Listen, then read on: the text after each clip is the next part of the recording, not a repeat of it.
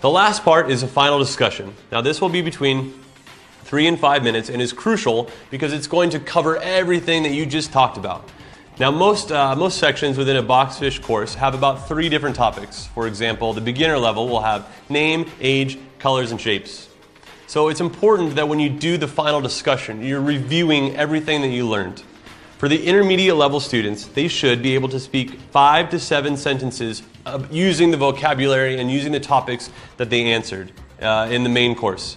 So for example, if we review the course, How American Students Go to School, then I would try to prompt the student in the final discussion section, can you tell me what an average daily routine of an American student looks like? So this way the student has the opportunity to use the words, oh, the American students wake up at 7 o'clock, they eat breakfast at school instead of at home. Then they have class, then they have recess, blah, blah, blah.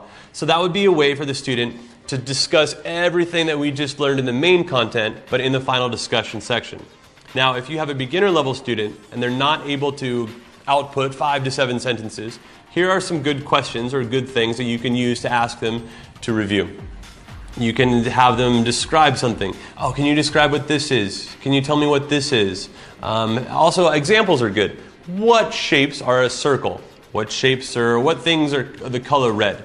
Now, this is a good way for the students to use their creativity and think of their own examples. You can also have them use vocabulary at an intermediate level. For example, can you use the word embargo in a sentence? That way it allows them to use the word but make their own sentence to show that they understand it. The final discussion is important, so make sure that within your 25-minute class time you're leaving time for the final discussion. A good tactic to use when in the final discussion section is having the students provide examples. Now, we'd want to stay away from the examples that we already used in the course because we want the students to use their creativity to come up with their own examples to prove that they learned what we just taught them.